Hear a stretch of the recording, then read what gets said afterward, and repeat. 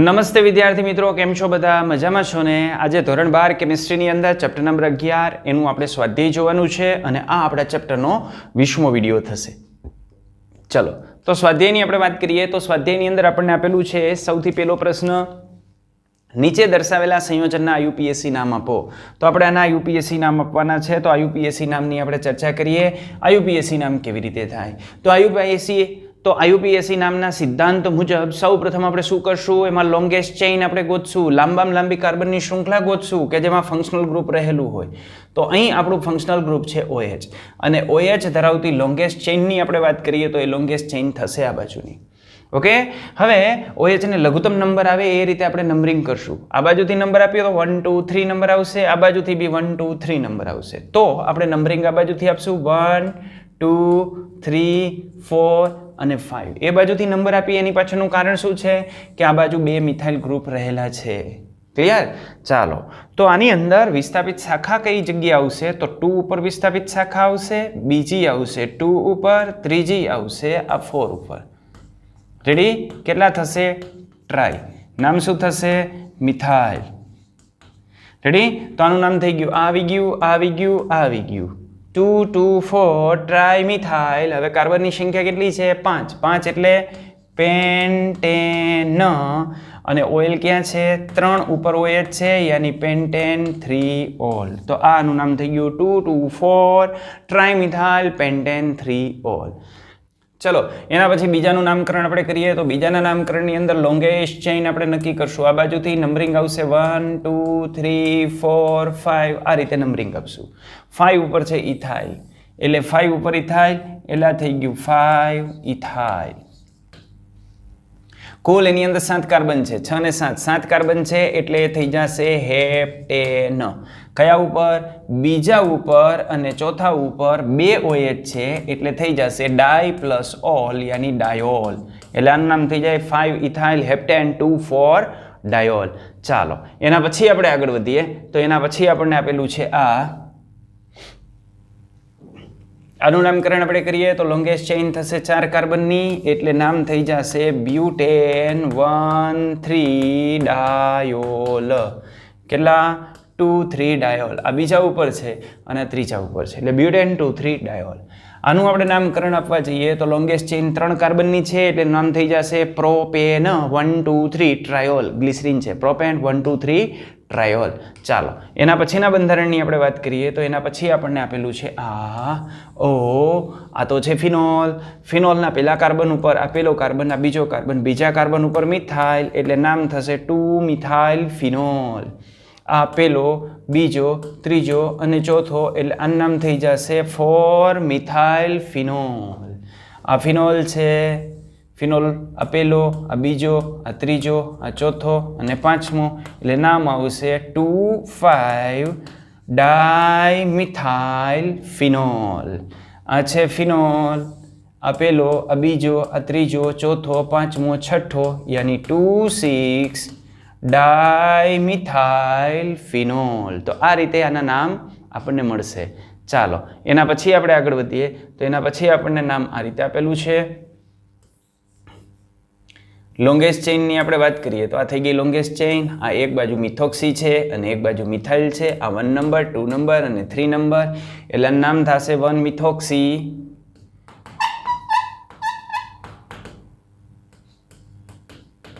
One methoxy 2 methyl propane. આ થઈ ગયું એનું નામ. રેડી? ચલો એના પછીમાં નાની કાર્બન શૃંખલા છે એટલે એમાં નાખી દેશું ઇથોક્સી અને આ શું થઈ જશે? બેન્ઝીન. એટલે એનું નામ થશે ઇથોક્સી બેન્ઝીન. ચાલો એના પછી ઇથોક્સી બેન્ઝીન પછી આપણને આપેલું છે તો આ બાજુ 6 કાર્બન છે બેન્ઝીનની અંદર. બેન્ઝીનની અંદર 6 કાર્બન ભલે રહ્યા પણ આ બાજુ 7 કાર્બન છે એટલે નામકરણ થશે આપણે હેપ્ટેન દ્વારા. આ નોર્મલ હેપ્ટેન આપ્યો છે એટલે ઓક્સિજન નાની શૃંખલાની અંદર નાખી દઈએ એટલે નાની છે ફિનાઇલ રિંગ 6 કાર્બન વાળી છે એટલે આનું નામ થઈ જશે ફિનોક્સી. અને આ હેપ્ટેન નોર્મલ ઉપર છે એટલે પહેલા કાર્બન ઉપર જોડાયેલો હોય એટલે આપણે લખશું 1 ફિનોક્સી હેપ્ટેન એટલે આનું નામ થશે 1 ફિનોક્સી હેપ્ટેન.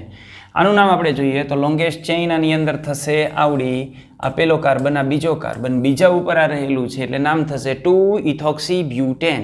તો આ થઈ ગયું 2-ઇથોક્સીબ્યુટેન. તો આ રીતે આપણે આના નામકરણ આપી શકીએ. ચાલો હવે એના પછી આપણે આગળ વધીએ.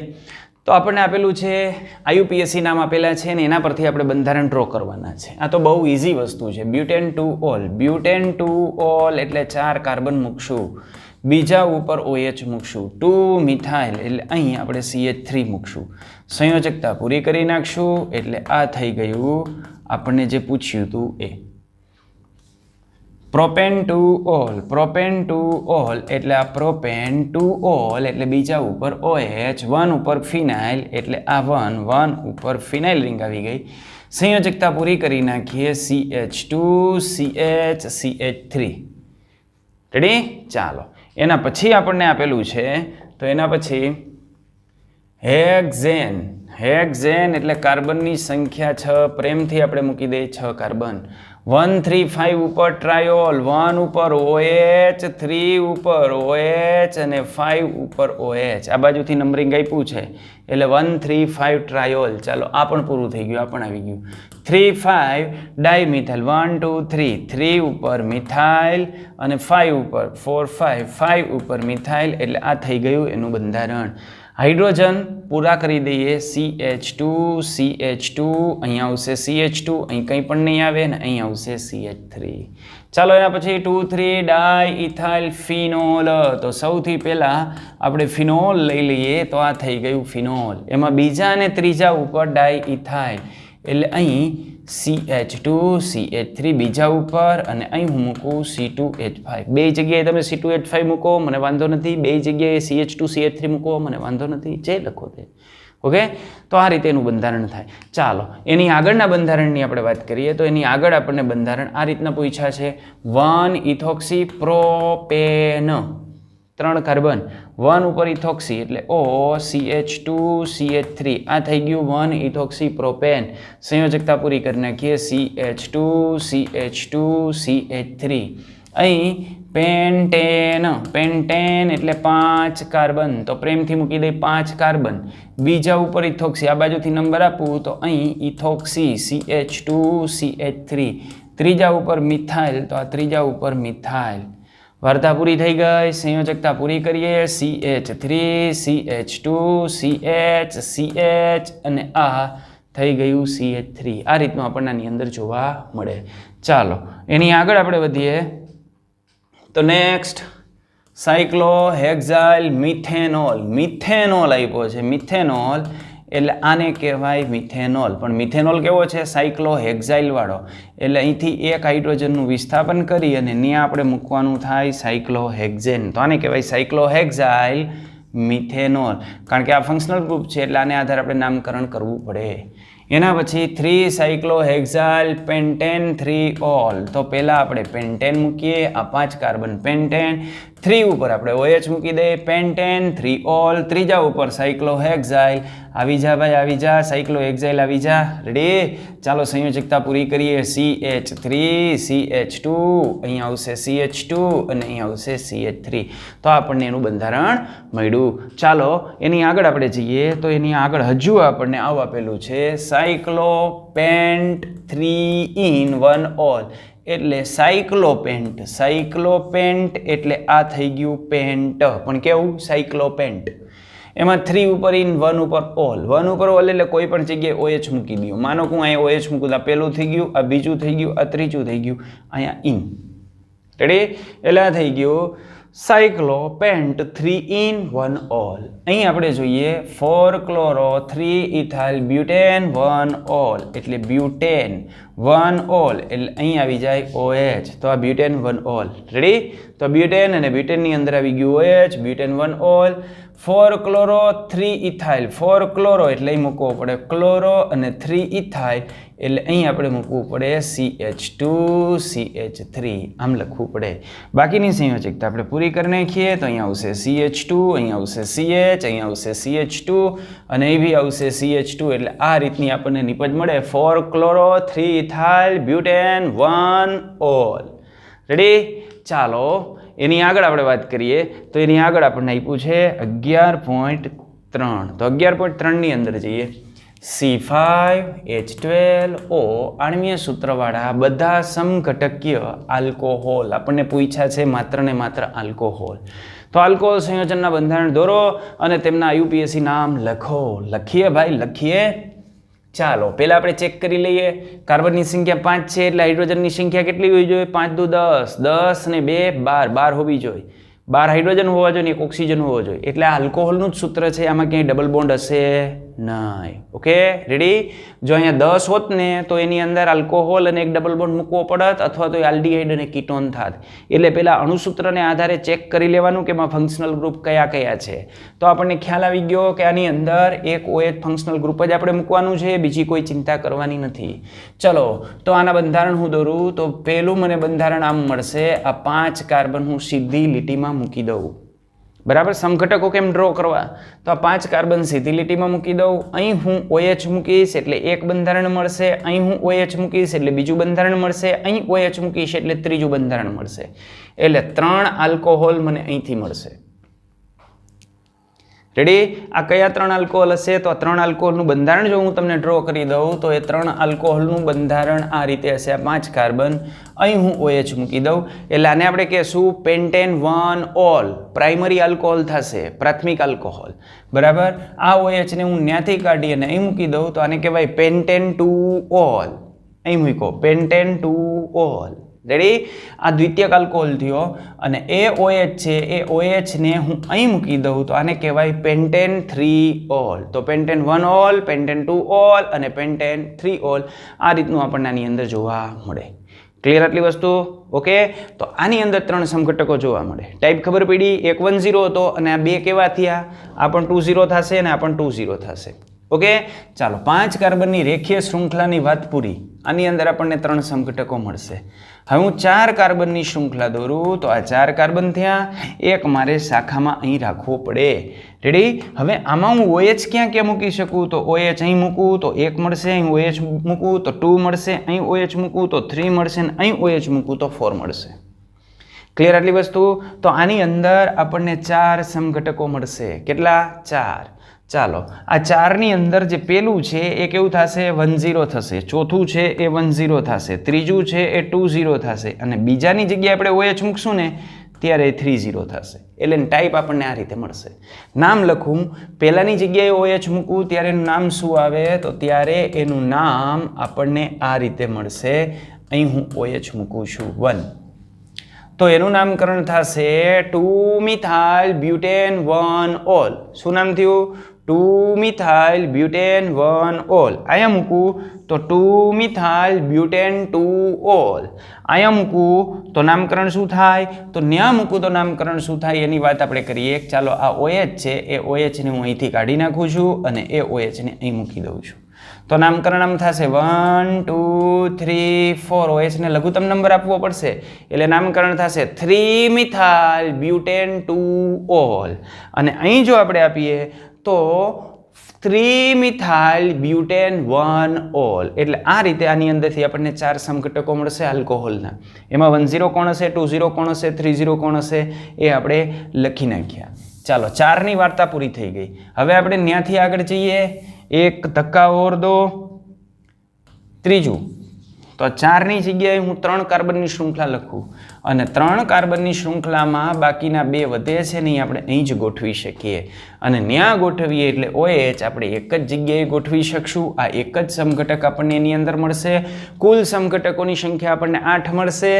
આમાં 3, આમાં 4 અને આમાં 1. અને આ જે આલ્કોહોલ છે કેવો થઈ જશે? પ્રાઇમરી થઈ જશે. રેડી? ઓકે. તો પ્રાઇમરી આલ્કોહોલ આપણને કેટલા મળશે? અહીંથી આપણને પ્રાઇમરી આલ્કોહોલ 1 મળશે, આ બીજો, આ ત્રીજો અને આ ચોથો. તો 10 આલ્કોહોલની સંખ્યા આપણને મળી જશે 4. 20 આલ્કોહોલની સંખ્યા કેટલી? તો 20. આ 20, આ બી 20 અને અહીં બી 20 એટલે 20 આલ્કોહોલની સંખ્યા આપણને મળી ગઈ 3 અને 30 તૃતીયક આલ્કોહોલની સંખ્યા 1 એ અહીં આપણને મળશે. રેડી?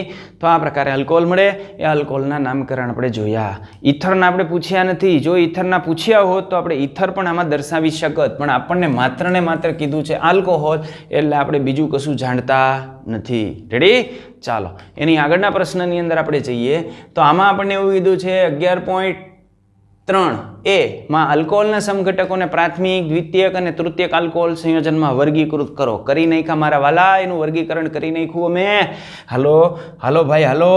એના પછી 11.4 માં સમજાવો કે પ્રોપેનોલનું ઉત્કલન બિંદુ શા માટે હાઇડ્રોકાર્બન બ્યુટેન કરતાં વધારે છે. અરે મારા ભાઈ, આ હાઇડ્રોકાર્બન છે અને આજે આપણને આપેલું છે એ ઓલ યાની આલ્કોહોલ છે. આલ્કોહોલની અંદર હાઇડ્રોજન બંધ બને, આલ્કેનની અંદર હાઇડ્રોજન બંધ ન બને. આલ્કેન જે સંયોજનો છે એમાં માત્ર ને માત્ર અધ્રુવ્ય પ્રકારનું આકર્ષણ હોય કે જે આકર્ષણ ખૂબ ઓછું હોય. એની સાપેક્ષમાં આલ્કોહોલની અંદર આંતરાણવીય આકર્ષણ બળની અંદર હાઇડ્રોજન બંધ બનતો હોય અને આ હાઇડ્રોજન બંધને લઈને એના આંતરાણવીય આકર્ષણ ખૂબ ઊંચા હોય અને આ આંતરાણવીય આકર્ષણ ઊંચા હોય એટલે આ આલ્કોહોલનું ઉત્કલન બિંદુ સમાન અણુભાર ધરાવતા આલ્કેન કરતાં ખૂબ ઊંચું આપણને જોવા મળે. ઓકે, ફિઝિકલ પ્રોપર્ટીની અંદર આપણે ભણી ગયા. એવું હોય તો વળી પાછું એક વખત ફિઝિકલ પ્રોપર્ટીની અંદર નજર મારી લેવી. ચાલો 11.5 આપણને શું કહે છે? તે કહે છે આલ્કોહોલ સંયોજનની દ્રાવ્યતા તેમને સમાન મોલર દળ ધરાવતા હાઇડ્રોકાર્બન સંયોજનો કરતાં વધુ હોય છે. આ સત્યને સમજાવો. અને મારા ભાઈ આગળ જે કીધું એ જ આની અંદર આવે કે હાઇડ્રોકાર્બન હોય એ પાણીની અંદર આમી અદ્રાવ્ય હોય, કારણ કે હાઇડ્રોકાર્બન પાણી સાથે હાઇડ્રોજન બંધ બનાવી ન શકે. જ્યારે આલ્કોહોલમાં OH ફંક્શનલ ગ્રુપ છે એ પાણીના ઓક્સિજન સાથે ખૂબ સરળતાથી હાઇડ્રોજન બંધ બનાવે અને જો હાઇડ્રોજન બંધ બનાવે તો પાણીના અણુ અને આલ્કોહોલના અણુ વચ્ચે આંતરઆણવીય આકર્ષણ વધે અને જો એ આંતરઆણવીય આકર્ષણ વધે તો ખૂબ સરળતાથી પાણી એની અંદર તો ખૂબ સરળતાથી આલ્કોહોલ પાણીમાં દ્રાવ્ય કરી શકાય. યાની દ્રાવ્ય અને દ્રાવકના અણુ વચ્ચે જે આંતરાણીય આકર્ષણ થાય છે એ એની અંદર લાગુ પડે છે અને એને આધારે આપણે આનો જવાબ દેવાનો થાય. ફિઝિકલ પ્રોપર્ટી એક વખત જોઈ લેવી. ચાલો એના પછી હાઇડ્રોબોરેશન ઓક્સિડેશન પ્રક્રિયા એટલે શું તેનું ઉદાહરણ આપી સમજાવો. ભાઈ પ્રક્રિયા બેઠે બેઠી આપણે ભણી ગયા છીએ. હાઇડ્રોબોરેશન ઓક્સિડેશન એટલે પ્રક્રિયાનો અભ્યાસ કરી લેવો. C7H8O અણુસૂત્રવાળા મોનોહાઇડ્રિક ફિનોલ સંયોજનોના બંધારણ અને તેમના IUPAC નામ લખો. લખી દઈ ભાઈ, તમને ના થોડી પડાય. તમે આટલા પ્રેમથી પ્રશ્ન પૂછ્યો હોય અને તમને ના અમે પાડી શકીએ. ચાલો પહેલાં તો આપણને કીધું છે ફિનોલ સંયોજનો. ફિનોલ સંયોજનો એટલે એક એની અંદર એરોમેટિક રિંગ હશે. તો અહીં આપણને આપ્યું છે C7H8O. રેડી? હવે આપણને જે સંયોજન આપ્યું છે એ ફિનોલ સંયોજન આપ્યું છે એટલે ફિનોલ સંયોજનની અંદર જો એક વિસ્થાપન આપણે દૂર કરીએ ને તો કાર્બનની સંખ્યા 6 હોય. બેન્ઝીન દૂર કરો તો હાઇડ્રોજનની સંખ્યા કેટલી હોય? 6 હોય. મોનો વિસ્થાપિત તમે લ્યો તો હાઇડ્રોજનની સંખ્યા એક ઓછી થાય, 5 થાય. પણ અહીંયા આપણે દ્વિવિસ્થાપિત લેવા પડશે કારણ કે કાર્બનની સંખ્યા 7 છે. એટલે દ્વિવિસ્થાપિત હું બેન્ઝીન લઉં તો આપણને આ રીતે આની અંદરથી બાદ થાય તો બાકી વધશે 1 કાર્બન, 2 હાઇડ્રોજન, 4 હાઇડ્રોજન અને 1 ઓક્સિજન. રેડી?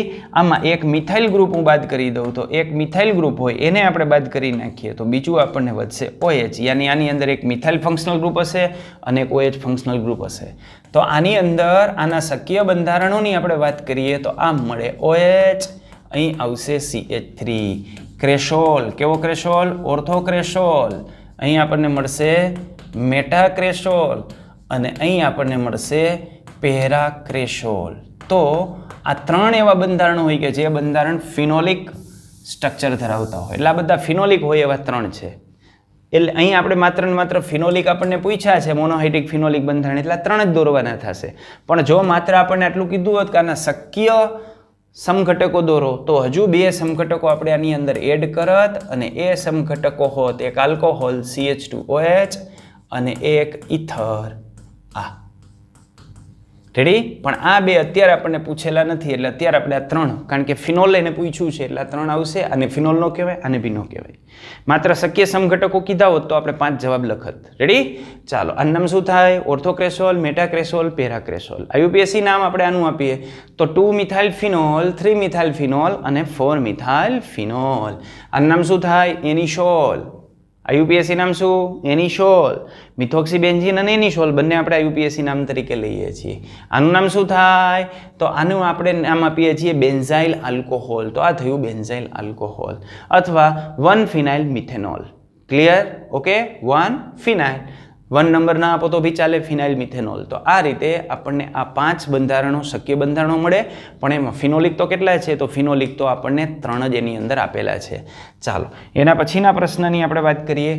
તો એની અંદર આપણને પૂછ્યું છે કે ઓર્થો અને પેરાનાઇટ્રોફિનોલ, આ ઓર્થો અને પેરાનાઇટ્રોફિનોલ સંયોજનોના મિશ્રણને વરાળ નિસ્યંદન પદ્ધતિથી અલગ કરતા જે સમઘટક વરાળ બાષ્પશીલ બનશે તેનું નામ જણાવો અને આ માટેનું કારણ જણાવો. તો વરાળ બાષ્પશીલથી આપણે ઓર્થો અને પેરાને આપણે દૂર કરશું, ઓર્થો નાઇટ્રોફિનોલ અને પેરાનાઇટ્રોફિનોલને આપણે દૂર કરશું તો શું થશે? તો ઓર્થો નાઇટ્રોફિનોલ. તો આ થઈ ગયું ઓર્થો નાઇટ્રોફિનોલ. અહીં હાઇડ્રોજન બંધનું નિર્માણ થાય અને આ હાઇડ્રોજન બંધનું નિર્માણ થાય એટલે અંતઃઆણ્વીય હાઇડ્રોજન બંધ. અને અંતઃઆણ્વીય હાઇડ્રોજન બંધ જો બનતો હોય તો આના ઉત્કલન બિંદુ ગલન બિંદુ સાપેક્ષમાં કેવા હોય? નીચા હોય. અને જો આના ઉત્કલન બિંદુ નીચા હોય તો આનું બાષ્પીભવન પહેલાં થાય એટલે આનું સરળતાથી ગેસમાં રૂપાંતરણ થશે અને વરાળ નિસ્યંદન પદ્ધતિની અંદર આ સૌથી પહેલાં છૂટો પડશે. જ્યારે પેરાનાઇટ્રો સમઘટક હોય તો પેરાનાઇટ્રો સમઘટકની અંદર શું હોય? તો પેરાનાઇટ્રો સમઘટકની અંદર આપણને આમ જોવા મળે. જોઈ લ્યો, સાથે સાથે જોઈ જ લ્યો. ચાલો રેડી? ऐसे होगा मेरे भैया, ऐसे होगा. આમ 2 હાઇડ્રોજન બંધ બને, આની અંદર આંતરઆણ્વીય હાઇડ્રોજન બંધ બને. તો અહીંયા આંતરઆણ્વીય હાઇડ્રોજન બંધ બને છે એટલે અણુ વચ્ચેનું આકર્ષણ વધશે, માટે આના ઉત્કલન બિંદુ ગલન બિંદુ ઊંચા હોય અને આના નીચા હોય. જેના નીચા હોય એનું બાષ્પીભવન પહેલાં થાય એટલે વરાળમાં આ પહેલાં સૌથી પહેલાં બહાર નીકળશે. ઓકે, ચાલો એના પછીનો પ્રશ્ન. તો આ પ્રશ્ન છે 11.9 કે જેમાં આપણને કીધું ક્યુમિનમાંથી ફિનોલ બનાવવાની પ્રક્રિયાનું સમીકરણ જણાવો. અરે ભાઈ અમે ભણાવી દીધું છે ક્યુમિન પત્તી.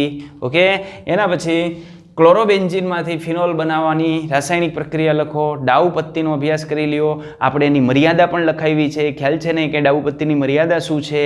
ચાલો એના પછી 11.11 ઇથેનોલ મેળવવા માટે ઇથિનના જલીકરણની ક્રિયાવિધિ આપો. આ જલીકરણની ક્રિયાવિધિ આપણને પેજ નંબર 329 ઉપર આપેલી છે. તો પેજ નંબર 329 ઉપર આપણે એની ક્રિયાવિધિ જોઈ લેશું. આમ તો તમને આવડે જ છે પણ પેજ નંબર 329 રેફરન્સ માટે હું તમને કહી દઉં. ચાલો 11.12 તમને બેન્ઝીન, સાંદ્ર H2SO4 અને NaOH આપેલા છે.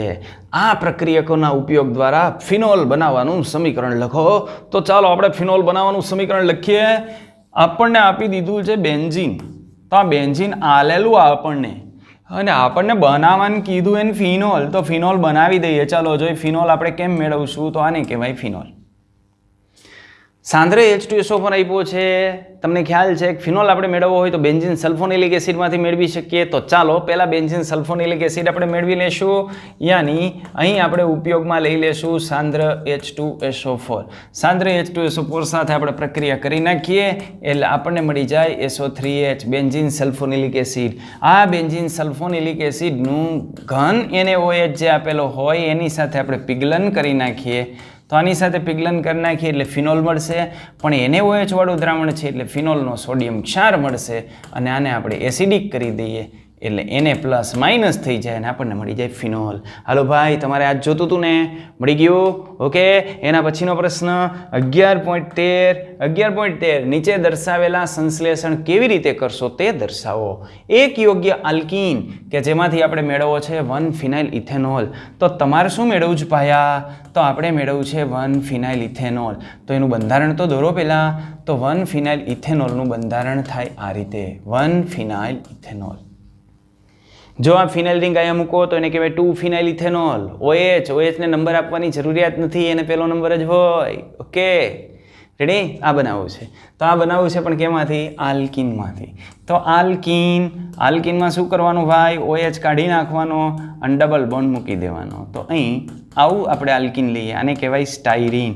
તો જો આ સ્ટાયરીનનો આપણે ઉપયોગ કરી નાખીએ અને આની એસિડ ઉદ્દીપકની હાજરીમાં જલ વિભાજનની પ્રક્રિયા કરી નાખીએ H+ H2O એટલે આપણને મળી જાય આ પ્રોડક્ટ. Okay, ready? સમજાણું? ચાલો એની આગળ આપણે વધીએ. નેક્સ્ટ પ્રશ્નની અંદર આપણને એને પૂછી કાઢ્યું SN2 પ્રક્રિયા દ્વારા આલ્કાઇલ હેલાઇડના ઉપયોગથી સાયક્લોહેક્સાઇલ મિથેનોલ આપણે બનાવવાનો છે. સાયક્લોહેક્સાઇલ મિથેનોલ એટલે CH2OH અને સાયક્લોહેક્સાઇલ એટલે આ મેળવવાનું છે. રેડી? કેના દ્વારા? આલ્કાઇલ હેલાઇડના ઉપયોગ દ્વારા. તો આલ્કાઇલ હેલાઇડ, તો આમાં સાયક્લોહેક્સાઇલ આપણે બનાવવું હોય તો કયો આલ્કાઇલ હેલાઇડ લેવો પડે? તો આલ્કાઇલ હેલાઇડમાં આ જ લેવું પડે ને. OH આપણે કાઢી નાખીએ ને આપણે Cl મૂકી દઈએ. તો આ સાયક્લોહેક્સાઇલ હેલાઇડ, આની આપણે પ્રક્રિયા કરીએ એટલે ઓલરેડી આ 10 હેલાઇડ છે ને 10 હેલાઇડ છે એટલે SN1 એટલે SN2 મિકેનિઝમને ફોલો કરશે ને નિપજ તરીકે આપણને મળી જશે જે એને માગ્યું છે એ. શું કરશું પ્રક્રિયાની અંદર? જલ વિભાજન. જલીય NaOH સાથે પ્રક્રિયા કરી નાખો એટલે Cl દૂર થઈ જશે, OH આવી જશે. ચલો એના પછી આપણને માગ્યું આપણી પાસે કે એક યોગ્ય આલ્કાઇલ હેલાઇડના ઉપયોગથી પેન્ટેન 1-ઓલ બનાવો. પેન્ટેન 1-ઓલ બનાવવાનો કીધો. પેન્ટેન 1-ઓલ, આ 5 કાર્બન અને અહીં OH. પેન્ટેન 1-ઓલ. પેન્ટેન 1-ઓલ બનાવવો છે આલ્કાઇલ હેલાઇડમાંથી. તો આલ્કાઇલ હેલાઇડ કેવો લેવાનો ભાઈ? એવો જ લેવાનો. અહીં X લઈ લેવાનો આલ્કાઇલ હેલાઇડ. આ આલ્કાઇલ હેલાઇડ લઈને આગળ જે પ્રક્રિયા કરી હતી એ જ પ્રક્રિયા આપણે આની કરી નાખીએ એટલે નિપજ તરીકે આપણને મળી જાય આ. ઓકે, ચલો એના પછીના પ્રશ્નની અંદર આપણે જઈએ તો 11.14. 11.14માં આપણે પહોંચી ગયા. ફિનોલનો એસિડિક સ્વભાવ દર્શાવતી 2 પ્રક્રિયા લખો. તો 2 પ્રક્રિયા. ચાલો, ફિનોલનો એસિડિક સ્વભાવ દર્શાવતી પ્રક્રિયા છે એ પ્રક્રિયાની અંદર આપણે એની બેઝ સાથે પ્રક્રિયા કરી શકીએ. તો પહેલી ફિનોલની એસિડિક સ્વભાવ દર્શાવતી પ્રક્રિયા આ થાય કે આ જે ફિનોલ છે એ ફિનોલની આપણે સોડિયમ ધાતુ સાથે પ્રક્રિયા કરીએ એટલે આપણને મળી જાય સોડિયમ ફિનોક્સાઇડ અને હાઇડ્રોજન વાયુ છૂટો પડી જાય. રેડી? આને કહેવાય ધાતુ, આને કહેવાય હાઇડ્રોજન વાયુ. ઓકે, એસિડના સામાન્ય ગુણધર્મ. એસિડના સામાન્ય ગુણધર્મ શું છે કે એસિડ એક એવું સંયોજન છે જે ધાતુ સાથે હાઇડ્રોજન વાયુ ઉત્પન્ન કરે. તો આ શું ઉત્પન્ન થયો? હાઇડ્રોજન વાયુ. આ શું છે? ધાતુ. તો આ શું હોય? એસિડ. એટલે એસિડિક ગુણધર્મ.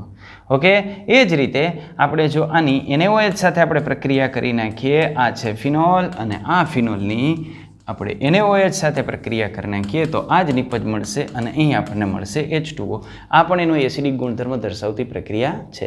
તો આપણને 2 પ્રક્રિયા કીધી છે. તો આ 2 પ્રક્રિયા, એક સક્રિય ધાતુ સોડિયમ સાથેની પ્રક્રિયા અને બીજી પ્રબળ બેઝ NaOH સાથેની પ્રક્રિયા. અહીં KOH પણ આપણે લઈ શકીએ, NaOH પણ લઈ શકીએ, પણ નિર્બળ બેઝ સાથે પ્રક્રિયા નથી કરતો એટલે નિર્બળ બેઝ ન લઈ શકીએ. અહીંયા NaHCO3 સોડિયમ બાયકાર્બોનેટ લીધો હોય તો પ્રક્રિયા ન થાય. ઓકે, એટલે પ્રબળ બેઝ લેવાનું, જોજો ભૂલાઈ ના જાય. પછી આપણને આપ્યું છે ફિનોલની એસિડિક સરખામણી ઇથેનોલની એસિડિકતા સાથે કરો. આવું પૂછી નહીં ખુલ્લો આપણને. તો આની જો આપણે આની સાથે સરખામણી કરવી હોય તો એ સરખામણી કરવા માટે આપણી પાસે એનો ઇલાજ શું છે?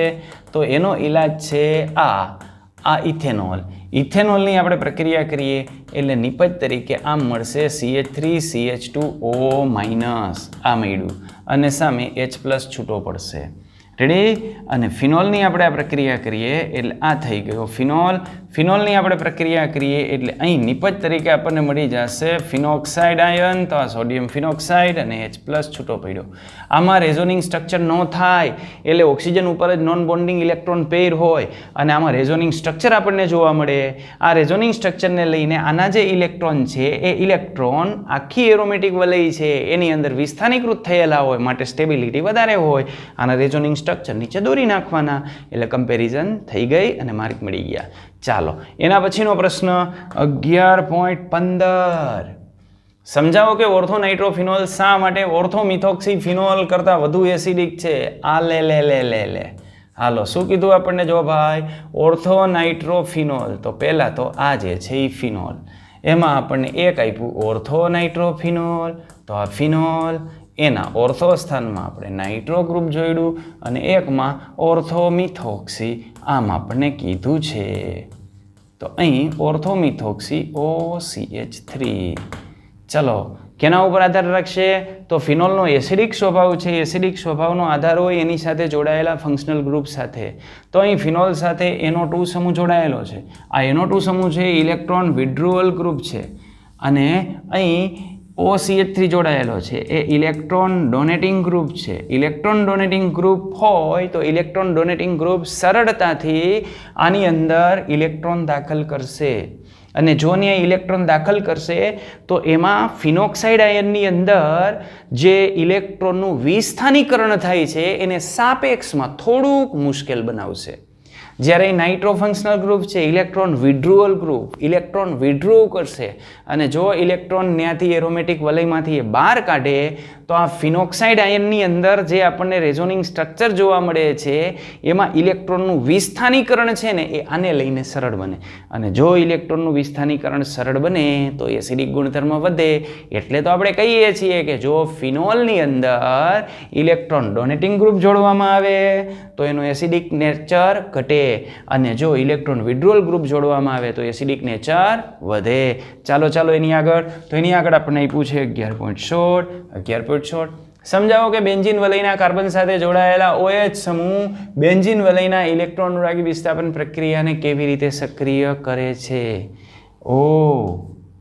આ આપણને આપેલું છે બેન્ઝીન અને ફિનોલની આપણે વાત કરીએ તો આ આપણને આપી દીધું ફિનોલ. તો આ છે ફિનોલ. રેડી. ફિનોલની અંદર અહીં ઓક્સિજન ઉપર નોન બોન્ડિંગ ઇલેક્ટ્રોન પેર હોય. આ non bonding electron pair resonating સ્ટ્રક્ચરની અંદર એરોમેટિક વલયની અંદર દાખલ થાય. એ એરોમેટિક વલયની અંદર દાખલ થાય એટલે એના રેઝોનિંગ સ્ટ્રક્ચર આપણે દોરીએ તો અહીં ઓર્થો પોઝિશન ઉપર, પેરા પોઝિશન ઉપર અને આ ઓર્થો પોઝિશન ઉપર ઇલેક્ટ્રોનનું ઘનત્વ વધારે હોય અને જો ત્યાં ઇલેક્ટ્રોનની ઘનતા વધારે હોય તો એની ઇલેક્ટ્રોન અનુરાગી વિસ્થાપન પ્રક્રિયા છે એ ઇલેક્ટ્રોન અનુરાગી વિસ્થાપન પ્રક્રિયાને વધારે ઝડપી બને. કારણ કે ઇલેક્ટ્રોન અનુરાગી વિસ્થાપન પ્રક્રિયા જે છે એ થતી હોય E+ આયન વડે એટલે આમાં સરળતાથી એટેક કરી શકે. એટલે બેન્ઝીન કરતાં જો એની અંદર ઓર્થોપેરા નિર્દેશક અસર દર્શાવતો કોઈ પણ ક્રિયાશીલ સમૂહ જોડાય તો જનરલી એની રાસાયણિક સક્રિયતામાં વધારો કરતો હોય છે. આના રેઝોનિંગ સ્ટ્રક્ચરને આધારે આપણે એનો જવાબ આપી શકીએ. ચલો એના પછી આપણને આપી દીધું 11.17 નીચે દર્શાવેલી પ્રક્રિયાઓ માટેના સમીકરણો લખો. પહેલું આપણને આપેલું છે પ્રોપેન 1 ઓલનું આલ્કલાઇન KMnO4 ના દ્રાવણ સાથે ઓક્સિડેશન કરતા. તો કરીએ. આપણને શું આપ્યું છે પ્રોપેન 1 ઓલ. હાલો ભાઈ હાલો, આ પ્રોપેન 1 ઓલ ઓક્સિડેશન આપણે કરશું. પણ કોણ આપ્યું ઓક્સિડેશન કરતા? જો તમે KMnO4 અને એ પણ બેઝિક માધ્યમની અંદર યાની એ થઈ ગયો સ્ટ્રોંગ ઓક્સિડેશન કરતા અને આ થયો 1,0 આલ્કોહોલ. 1,0 આલ્કોહોલનું આપણે સ્ટ્રોંગ ઓક્સિડેશન કરતા વડે ઓક્સિડેશન કરીએ ને તો આપણને શું મળી જાય? સમાન કાર્બન સંખ્યા ધરાવતો કાર્બોક્સિલિક એસિડ એટલે પ્રોપેનોઇક એસિડ આપણને મળે નિપજ તરીકે. આવો નહીં પૂછો ને પ્રશ્ન કાંઈ હાઇડ્રોજન ક્યાંથી આવ્યા? હા હતા જ મારા ભાઈ, આ તો મેં દર્શાવ્યા નહોતા. અહીંયા CH3 CH2 CH2. ઓકે. બીજા પ્રશ્ન કાર્બન ડાઇસલ્ફાઇડમાં બ્રોમિનની ફિનોલ સાથે પ્રક્રિયા. અરે મારા ભાઈ ફિનોલનું બ્રોમિનેશન તમે કરો એમાં જો બ્રોમિન જડ ઉમેરો તો સીધું 2,4,6 ડાયબ્રોમોફિનોલના સફેદ અવક્ષેપ મળી જાય. પણ જો કાર્બન ડાઇસલ્ફાઇડની અંદર ઓગાળેલું જે છે બ્રોમિન તમે ઉમેરો તો 273 કેલ્વિન તાપમાને યાની ખૂબ નીચા તાપમાને એની અંદર ઓર્થો અને પેરા બે સમઘટકોનું મિશ્રણ આપણને મળશે. પ્રક્રિયા ટેક્સ્ટબુકની અંદર આપેલી જ છે. ચાલો હવે એના પછીની પ્રક્રિયાની વાત કરીએ તો મંદ HNO3 સાથે ફિનોલની પ્રક્રિયા. ફિનોલની મંદ HNO3 સાથે આપણે પ્રક્રિયા કરીએ એટલે ફિનોલનું નાઇટ્રેશન થાય અને આ ફિનોલના નાઇટ્રેશનથી આપણને શું મળશે? તો ઓર્થો નાઇટ્રોફિનોલ અને પેરા નાઇટ્રોફિનોલનું મિશ્રણ મળશે. ઓકે. પછી બીજા તબક્કાની અંદર જો સાંદ્ર HNO3 સાથે પ્રક્રિયા કરો તો સાંદ્ર HNO3 સાથે પ્રક્રિયા કરવાથી 2,4-ડાયનાઇટ્રોફિનોલ મળે અને હજુ બધું સાંદ્ર HNO3 સાથે આપણે પ્રક્રિયા કરીએ તો છેવટે આપણને પ્રિક્રિક એસિડ મળે. યાદ છે ને રિએક્શન કે લખી દઉં? લખાઈ જશે ને? ઓકે. તો ફિનોલની મંદ HNO3 સાથે પ્રક્રિયા એટલે પહેલા બે નિપજ મળશે, ઓર્થો નાઇટ્રોફિનોલ અને પેરા નાઇટ્રોફિનોલ. રેડી. પછી બીજી વખત ફરીથી સાંદ્ર HNO3 અને સાંદ્ર H2SO4 ની હાજરીમાં નાઇટ્રેશન કરશો તો દ્વિવિસ્થાપિત આપણને ફિનોલ મળશે. યાની બીજા અને ચોથા બંને સ્થાન ઉપર નાઇટ્રો આવશે યાની 2,4-ડાયનાઇટ્રોફિનોલ મળશે અને હજુ એક વખત જો આપણે એની સાથે પ્રક્રિયા કરી નાખીએ ને તો 2,4,6-ડાયનાઇટ્રોફિનોલ કે જેને આપણે પ્રિક્રિક એસિડ કહીએ છીએ એ આપણને મળશે. એના પછી ફિનોલની જલીય NaOH ની હાજરીમાં ક્લોરોફોર્મ સાથેની પ્રક્રિયા. તો એક ફિનોલ આપેલો છે, NaOH આપેલો છે અને ક્લોરોફોર્મ આપેલો છે એટલે આ પ્રક્રિયાનું નામ થઈ જશે રિમલ્ટીવાન પ્રક્રિયા. રિમલ્ટીવાન પ્રક્રિયાની અંદર શું થાય? ઓર્થો પોઝિશન ઉપર CHO ફંક્શનલ ગ્રુપ દાખલ થાય. કારણ કે અહીં આપણને આપ્યું છે ક્લોરોફોર્મ. Chloroform યાની CHCl3. જો અહીં CCl4 આપ્યું હોત તો ઓર્થો પોઝિશનની અંદર આપણે શું દાખલ કરી દે? COOH ક્રિયાશીલ સમૂહ. ઓકે, બરાબર છે ને? ચાલો 1118 યાની 11.18 નીચે દર્શાવેલા ઉદાહરણ સહિત સમજાવો. ચાલો સમજાવીએ. લ્યો, કોલ્બે પ્રક્રિયા સમજાવી દીધી. રિમર-ડિમાન્ડ પ્રક્રિયા આપણને આવડે જ છે. વિલિયમસન સંશ્લેષણ ઇથરની બનાવટ માટે. અસંમિત ઇથર. અસંમિત ઇથર આપણે કોને કહીએ છીએ ખ્યાલ છે ને? મિશ્ર ઇથર, અસંમિત ઇથર. ચાલો એના પછી તો જે બેઠે બેઠું આપેલું છે એમાં આપણે સમય નથી બગાડતા. આગળ વધીએ. ઇથેનોલના એસિડિક નિર્જલીકરણથી ઇથેન મેળવવાની પ્રક્રિયાની ક્રિયાવિધિ લખો. ઇથેનોલના એસિડિક નિર્જલીકરણથી ઇથેન મેળવવાની ક્રિયાવિધિ લખો. ઇથેનોલમાંથી આપણે આલ્કીન મેળવવાનો છે, એની ક્રિયાવિધિ આપણે લખવાની છે, જે આપણને આપેલી છે પેજ નંબર 339 ઉપર. તો પેજ નંબર 339 ઉપર બેઠે બેઠી આપેલી છે, તો લખી અને ટાઈમ પાસ કરવાનો કોઈ મતલબ નથી. ચાલો આપણે એની આગળ વધીએ. 11.20 નીચે દર્શાવેલ પરિવર્તન કેવી રીતે થાય છે? બતાવો પરિવર્તન બતાવો. તો પ્રોપીનમાંથી આપણે બનાવવાનો છે પ્રોપેન ટુ ઓલ. પ્રોપીન છે અને પ્રોપેન ટુ ઓલ બનાવવાનો છે. તો propyne CH3CH double bond CH2 આને કહેવાય પ્રોપીન. આમાં H+ અને H2O સાથે આપણે પ્રક્રિયા કરીએ એટલે CH3 અહીં આવી જાય OH. આ મળી ગયું પ્રોપેન ટુ ઓલ. ચાલો એના પછી બેન્ઝાઇલ ક્લોરાઇડ માંથી benzyl alcohol. Same benzyl chloride કોને કહેવાય? તો આને કહેવાય બેન્ઝાઇલ ફંક્શન ગ્રુપ. અહીંયા ક્લોરાઇડ એટલે આ, એની જગ્યાએ આપણે શું કરી નાખવાનું છે? Benzyl alcohol. એટલે અહીં CH2 અહીં OH. શું કરશું? જલીય NaOH સાથે પ્રક્રિયા. તો જલીય NaOH સાથે આપણે એને ગરમ કરી નાખીએ એટલે નિપજ તરીકે આપણને મળી જશે બેન્ઝાઇલ આલ્કોહોલ. રેડી? અને ઘણી બધી જગ્યાએ એવું પણ કરેલું હોય કે NaOH સાથે પ્રક્રિયા કરી નાની જગ્યાએ બેન્ઝાઇલ આલ્કોહોલની જગ્યાએ બેન્ઝાઇલ આલ્કોહોલનો સોડિયમ ક્ષાર લીધો હોય. જો સોડિયમ ક્ષાર લીધો હોય તો પાછો H+ વડે આપણે એસિડિક કરી નાખો એટલે Na+ દૂર થઈ જાય અને આપણને જે માગ્યું છે એ મળી જાય CH2OH બેન્ઝાઇલ આલ્કોહોલ. ઓકે, ચાલો એના પછી આપણને આપ્યું છે ઇથાઇલ મેગ્નેશિયમ ક્લોરાઇડમાંથી પ્રોપેન 1 ઓલ. જ્યારે ગ્રિગ્નાર્ડ પ્રક્રિયક આવે ને ત્યારે સૌથી પહેલાં OHની ટાઈપ જોઈ લેવાની. આ 10 છે, બરાબર? અને અહીં જે ગ્રિગ્નાર્ડ પ્રક્રિયક આપ્યો છે એ ગ્રિગ્નાર્ડ પ્રક્રિયકની અંદર કાર્બનની સંખ્યા 2 જ છે, યાને આપણે કાર્બનની સંખ્યા 1 વધારવાની છે. રેડી? તો 10 આલ્કોહોલ જતો હોય તો આપણને કેમાંથી મળશે? ફોર્માલ્ડિહાઇડમાંથી મળશે. તો અહીં આપણે લેશું formaldehyde C double bond OHH. ફોર્માલ્ડિહાઇડની આની સાથે પ્રક્રિયા કરીએ, એની સાથે પ્રક્રિયા કરીએ એટલે મળશે HCH. અહીં મળી જશે 2 કાર્બન, અહીં O MgBr. આનું આપણે કરી નાખીએ જલ વિભાજન H++ H2O એટલે એક આપણને મળી જશે અને સામે મળી જશે MgOH અને Br. રેડી? તો આ મળી ગયો 10 આલ્કોહોલ. ચાલો એના પછી મિથાઇલ મેગ્નેશિયમ બ્રોમાઇડ યાની CH3MgBr. એમાંથી આપણે જોઈએ છે 2 methyl propane 2 all. Propane 2 all અને 2 ઉપર મિથાઇલ યાની 30 જોતો હોય તો એ આપણને મળે કીટોનમાંથી. આમાં એક આવી ગયો છે, અહીંયા 4 કાર્બન છે એટલે 3 કાર્બનવાળો આપણે કીટોન મૂકવો પડશે. CH3 C double bond O CH3. આની આપણે આની સાથે પ્રક્રિયા કરીએ એટલે આપણને મની મળશે. મની એટલે મધ્યસ્થી નિપજ. Okay, ready? અહીં આવી ગયું O MgBr. આની કરી નાખીએ જવી એટલે જલ વિભાજન. હો, બીજી કાંઈ જવી ન સમજતા. હા, અને H2O સાથે એટલે આ મળી ગયું અને સામે મળ્યું MgOH એન્ડ Br. ઠીક હે ના? ઠીક હે. ચલો એના પછી પ્રશ્ન જ બદલાઈ ગયો. આપણે તો પહોંચી ગયા 11.21ની અંદર. નીચે દર્શાવેલી પ્રક્રિયાઓમાં વપરાતા પ્રક્રિયકોના નામ જણાવો. હાલો ભાઈ, આમાં તો ઉતાવળ થાય એવું છે. પ્રાથમિક આલ્કોહોલનું કાર્બોક્સિલિક એસિડમાં ઓક્સિડેશન. કોઈ પણ પ્રબળ ઓક્સિડેશન કરતા તમે આની અંદર લખી શકો. એસિડિક કેમેનોફોર, બેઝિક કેમેનોફોર, acidic chromic acid, okay, dichromic acid.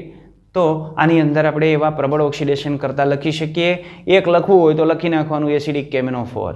બીજાની આપણે વાત કરીએ તો પ્રાથમિક આલ્કોહોલનું આલ્ડીહાઇડમાં રૂપાંતરણ. તો આલ્ડીહાઇડ અટકી જવું હોય તો આપણે એના માટે વાપરવું પડે PCC, પિરિડિનિયમ ક્લોરોક્રોમેટનો આપણે ઉપયોગ કરીએ.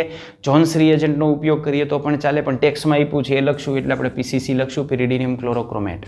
ઓકે, ચલો એના પછી આપણે આપ્યું છે ફિનોલનું 2,4,6 ટ્રાયબ્રોમોફિનોલમાં બ્રોમિનેશન. અરે મારા ભાઈ, ફિનોલનું બ્રોમિનેશન કરવું હોય તો શું કરવાનું? બ્રોમિનજળનો ઉપયોગ કરો, ફિનોલની બ્રોમિનજળ સાથે પ્રક્રિયા કરો, સીધી તમને આની પર મળી જશે. Benzyl alcohol. બેન્ઝાઇલ આલ્કોહોલમાંથી બેન્ઝોઇક એસિડ. બેન્ઝાઇલ આલ્કોહોલ, તો બેન્ઝાઇલ આલ્કોહોલ એટલે આને કહેવાય બેન્ઝાઇલ આલ્કોહોલ. બેન્ઝોઇક એસિડ આપણે કહીએ છીએ આને.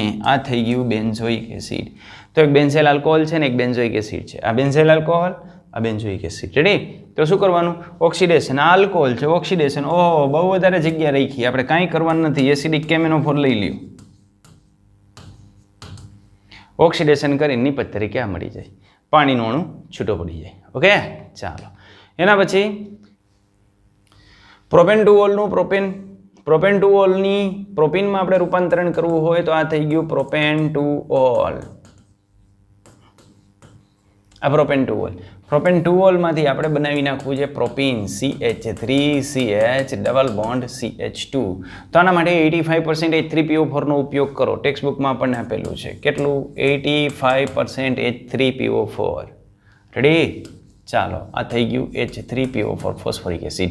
એ ન વાપરવું હોય તો આપણે આની અંદર ઉપયોગ કરી શકીએ Al2O3 અને 350 ડિગ્રી સેન્ટીગ્રેડ તાપમાન. 350 ગરમ કરી નાખો. 240 થી 250 ગરમ કરશું તો ઈથર મળશે, અને Al2O3 ઉપરથી 350 આપણે ગરમ કરશું તો આપણને આલ્કીન મળશે. Okay, ready? સાંદ્ર H2SO4 વાપરો તોય ચાલે, કારણ કે જે H3PO4 સાથે જે પ્રક્રિયા કરતો હોય ને એ પ્રક્રિયા સાંદ્ર H2SO4 સાથે થાય જ. ઓકે, ચાલો એની આગળ આપણને આપી દીધું છે બ્યુટેન-ટુ-ઓન. બ્યુટેન-ટુ-ઓન એટલે આપણને આપ્યો છે કીટોન. આ થઈ ગયું કીટોન, એમાંથી બ્યુટેન-ટુ-ઓલ. તો આ CH3C double bond O, CH2 CH3, આને કહેવાય બ્યુટેન-ટુ-ઓન. એમાંથી આપણે બનાવવાનો છે બ્યુટેન-ટુ-ઓલ CH3CHOH. યાની આપણે કશું જ કરવાનું નથી, રિડક્શન કરવાનું છે. તો રિડક્શન કરવા માટે આપણે શેનો ઉપયોગ કરશું? તો એ રિડક્શન કરવા માટે આપણે લિથિયમ એલ્યુમિનિયમ હાઇડ્રેટનો ઉપયોગ કરી શકાય, સોડિયમ ટેટ્રાહાઇડ્રોબોરેટનો ઉપયોગ કરી શકાય. ઓકે, ચાલો એની આગળ આપણને આપી દીધું છે 11.22, જેમાં આપણને આપ્યું છે મિથોક્સીમિથેનની સરખામણીમાં ઇથેનોલનું ઉત્કલન બિંદુ ઊંચું હોય. મિથોક્સીમિથેન CH3O, આને કહેવાય મિથોક્સીમિથેન. Ethanol CH3CH2OH. ક્યાં ભણ્યા હતા? ઇથરની ફિઝિકલ પ્રોપર્ટી, ઇથરના ભૌતિક ગુણધર્મની અંદર આપણે ભણ્યા હતા કે આની અંદર માત્ર ધ્રુવીય બંધ હોય, જ્યારે આની અંદર જે છે એ આંતરાણવીય H બંધ ઉત્પન્ન થતો હોય, અને આંતરાણવીય H બંધને લઈને ઇથેનોલના ઉત્કલન બિંદુ સમાન અણુભાર ધરાવતા જે ઇથર છે એના કરતાં ખૂબ ઊંચા હોય. આ ઇથરના ઉત્કલન બિંદુ કોની નજીક હોય? આલ્કેનની નજીક હોય. ભણ્યા હતા ને આપણે ફિઝિકલ પ્રોપર્ટીમાં. ચાલો તો આગળ વધીએ. એની આગળ 11.23, એમાં નીચે દર્શાવેલા ઇથર સંયોજનના IUPAC નામ જણાવો. લાવો IUPAC નામ હાલો ફટાફટ. તો પહેલાં લોંગેસ્ટ આપણે ચેઇનની વાત કરીએ, અને હું થોડુંક પતલું કરી નાખું કે જેથી આપણને મજા આવે, વ્યવસ્થિત દેખાય. ચાલો, અહીંયા છે ઇથોક્સી. કયા ઉપર? 1 ઉપર, 2 ઉપર ને 3 ઉપર. આ મિથાઇલ એટલે નામ થશે 1-ઇથોક્સી 2-મિથાઇલ પ્રોપેન. ઓકે, ચાલો એના પછી એક અરે બે આવ્યા. ચાલો કંઈ વાંધો નહીં. આ છે મિથોક્સી અને આ છે ક્લોરો. 1 2 એટલે નામ લખશું 2 chloro 1 methoxy ethane. Ready? Chloro કેમ પહેલાં લખ્યું? આલ્ફાબેટિકલ ઓર્ડરની અંદર પહેલાં આવે એટલે આપણે નામકરણની અંદર લખ્યું આ રીતે. ચાલો આની અંદર આપણે વાત કરીએ તો આ C4H4 છે એટલે દ્વિવિસ્થાપિત બેન્ઝીન છે. દ્વિવિસ્થાપિત બેન્ઝીન એટલે આમ હોય. અહીં NO2 છે. NO2 ક્યાં છે? તો અહીં P આપ્યું છે એટલે પેરાસાઇટ ઉપર છે, એટલે આવું સંયોજન થયું. તો શું કહેશું આપણે? 4-નાઇટ્રોએનિસોલ. રેડી? તો 4-નાઇટ્રોએનિસોલ અથવા 4-નાઇટ્રોમિથોક્સી બેન્ઝીન. ચોથું આપણને આપ્યું છે આ હાલ ચોથું શું થાય નામમાં? 1-મિથોક્સી પ્રોપેન છે. ચાલો નામ આપીએ તો તો ઇથોક્સી 1 2 3 4 તો નામ શું થશે? પહેલા કયું લખશું? ઇથોક્સીનો ઈ પહેલા લખી નાખું એટલે આપણે લખશું 1 ઇથોક્સી 4 ડાયમિથાઇલ સાયક્લોહેક્સેન. ચાલો એના પછી આપણને આપ્યું છે બીજું આવ તો આને આપણે શું કહીએ છીએ? ફેનિટોલ. યુપીએસસી નામ શું લખશું? ઇથોક્સીબેન્ઝીન. તો એ થઈ ગયું ઇથોક્સીબેન્ઝીન. રે આ હવે પ્રગટ થયા દેવ જો. ઓકે હાલો નામ તો આપી દીધું આનું શું? 1 મિથોક્સી પ્રોપેન. ચાલો આગળ એના પછી 11.24 એમાં આપણને આપ્યું છે નીચે દર્શાવેલા ઈથર સંયોજનની વિલિયમસન સંશ્લેષણ દ્વારા બનાવટ માટેના પ્રક્રિયાના નામ અને સમીકરણો લખો. નામ ને સમીકરણો. ચાલો 1 પ્રોપોક્સી પ્રોપેન. તો પહેલાં તો આપણે 1 પ્રોપોક્સી પ્રોપેન કોને કહેવાય એની આપણે વાત કરી દઈએ. તો 1 પ્રોપોક્સી પ્રોપેન આને કહેવાય 1 પ્રોપોક્સી પ્રોપેન. રેડી? તો બે બાજુ પ્રોપાઇલ શૃંખલા રાખવાની છે. તો એકનો આલ્કોહોલ રાખશું ને એકનો આપણે આલ્કિલ હેલાઇડ રાખશું. ઓકે તો એના માટે આપણે જરૂર પડશે CH3 CH2 CH2I. આયોડિન જ વાપરવું. હારામાં હારું જ વાપરે. નબળું શું કામ વાપરવું જોઈએ? એ ભાઈ આપણે ક્યાં બિલ પે કરવું છે? આની પ્રક્રિયા કરીએ. આની પહેલાં આલ્કોહોલ સાથે પ્રક્રિયા કરી નાખીએ. આલ્કોહોલ છે એની સોડિયમ સાથે પ્રક્રિયા કરી નાખીએ. આની આપણે સોડિયમ ધાતુ સાથે પ્રક્રિયા કરી નાખીએ એટલે આપણને મળી જાય CH3 CH2 CH2O એને અને આની આપણે પ્રક્રિયા કરી નાખીએ આની સાથે એટલે આપણને આ પ્રોડક્ટ મળી જાય. રેડી? ઓકે ચાલો બીજું રહી ગયું ઇથોક્સીબેન્ઝીન. તો ઇથોક્સીબેન્ઝીનની આપણે વાત કરીએ તો આ થઈ ગયું બેન્ઝીન અને આ થઈ ગયું ઇથોક્સી. રેડી? ઇથોક્સીબેન્ઝીન. હવે ઇથોક્સીબેન્ઝીન આપણે બનાવવું હોય તો કમ્પલસરી તમારે ફિનોલમાંથી બનાવવું પડે. તો એક લઈ લેવાનો ફિનોલ OH. આ OHની સોડિયમ સાથે આપણે પ્રક્રિયા કરી નાખીએ અથવા NaOH સાથે પ્રક્રિયા કરી નાખીએ તોય ચાલે. આની NaOH સાથે પ્રક્રિયા એટલે ત્યાંથી આપણને મળી જાય સોડિયમ ફિનોક્સાઇડ. આ સોડિયમ ફિનોક્સાઇડની હવે આપણે પ્રક્રિયા કરશું ઇથાઇલ બ્રોમાઇડ સાથે CH- થઈ જાય NaBr અને આ આપણને પ્રોડક્ટ આપે. રેડી? જાણો છો ને તમે? આ મેળવવું હોય તો આની અંદર જે નાની શૃંખલા હોય એની અંદર એનો હેલાઇડ લેવાનો. કારણ કે 10 હેલાઇડ હોય તો એની સરળતાથી પ્રક્રિયા થાય. 20 અને 30ની અંદર બીક લાગે. શેની બીક લાગે? આલ્કિન સંયોજન બની જવાની. ઓકે એટલે એસેન્ટુ મિકેનિઝમને ફોલો કરે ને સરળતાથી આપણને પ્રોડક્ટ આપી દે. એટલે શક્ય હોય ત્યાં સુધી આવી પ્રક્રિયા પસંદ કરવા. ચાલો એની આગળ આપણને આપી દીધું છે ત્રીજાની અંદર આપણે જોઈએ તો અહીં આપણને આપ્યું છે 2 મિથોક્સી 2 મિથાઇલ પ્રોપેન. તો એનું બંધારણ આપણે ડ્રો કરીએ.